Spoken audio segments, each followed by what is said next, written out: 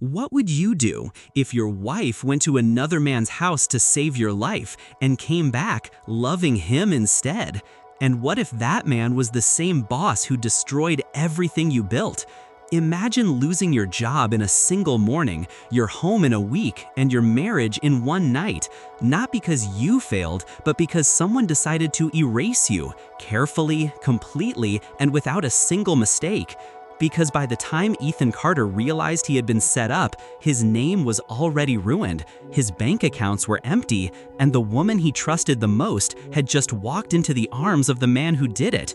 And it all began in Chicago, where Ethan worked quietly for years under Richard Hale, a man known for power, influence, and never losing control.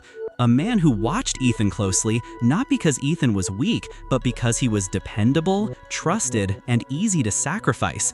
And one morning, without warning, everything changed when Ethan was called into the office, accused of financial fraud, shown documents that looked perfect, transactions he had never made, approvals signed in his name, evidence so clean it felt impossible to fight. And before he could even process what was happening, security walked him out as coworkers stared, whispering, judging, already convinced. And within days, the damage spread beyond his job as his accounts were frozen, his assets investigated, and soon after, legal notices arrived that stripped him of everything he owned. His house seized, his land gone, his life dismantled piece by piece while he stood there trying to understand how it all collapsed so fast. And through all of it, Sophie Carter stayed by his side at first, holding him, telling him they would survive. But reality doesn't just test love, it breaks it slowly, painfully, and as days turned into weeks without income, without food, without hope, something inside Sophie began to change. Fear replacing loyalty, desperation replacing patience. Until one day, she made a choice she believed was the only way out. She went to Richard Hale's house, alone, determined to beg for Ethan's job, to fix what had been destroyed, to bring their life back. But when she got there, Richard didn't shout, didn't threaten. He simply listened, watched her cry, watched her fall apart, and then calmly told her there was one way to make everything go away, one way to give Ethan his life back. And when she asked what it was, his answer didn't come with anger. It came with quiet control. "Spend the night with me," he said, and in that moment, Sophie felt the world stop, every part of her resisting, every instinct telling her to run. But the image of Ethan, broken, hungry, hopeless, kept her there, and slowly, painfully, she agreed, telling herself it was just one night, just one sacrifice, just one decision to save the man she loved. But when she returned home, something was gone, something she couldn't explain. She avoided Ethan's eyes, avoided his questions, carrying a silence heavier than anything they had faced before. And the next day, she went back, not because she had to, but because something had shifted, something dangerous. Because what started as sacrifice slowly turned into attachment, a tension she hadn't felt in years, comfort she hadn't known she missed.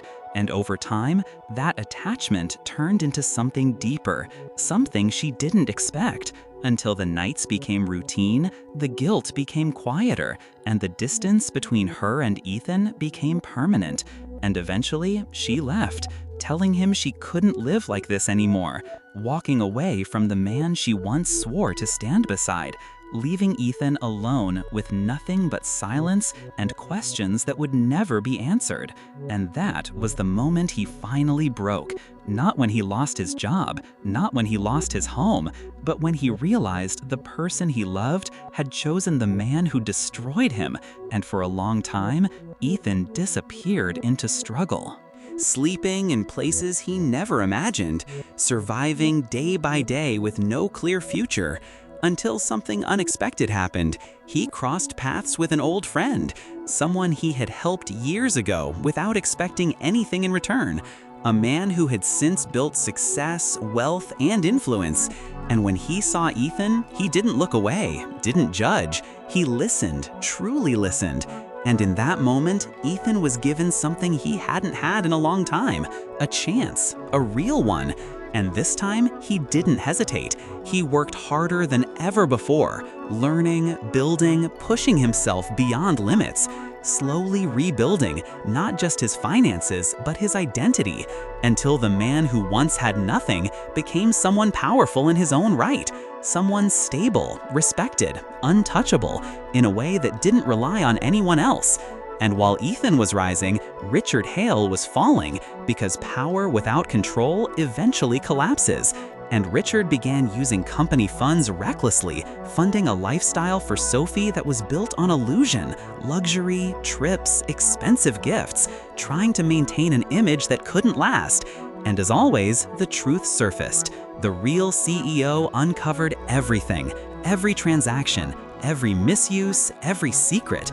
And what followed was immediate and brutal. A lawsuit, public exposure, reputation destroyed overnight, the same way Ethan's once was.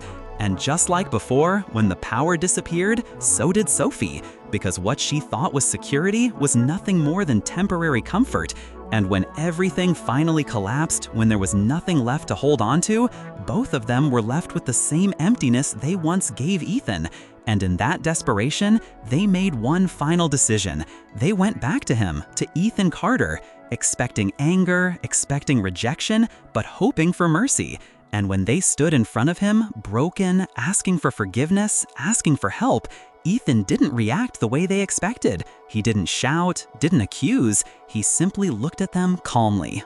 A man no longer defined by what they did to him, and told them something they didn't see coming, that he had already forgiven them. A moment that gave them hope, relief, a belief that maybe things could be fixed, until he finished his sentence, telling them that forgiveness didn't mean access, didn't mean a second chance, didn't mean they could walk back into his life like nothing happened. And with that, he turned away, leaving them standing there, realizing too late that they didn't just lose him once, they lost him forever. And sometimes the deepest pain isn't revenge.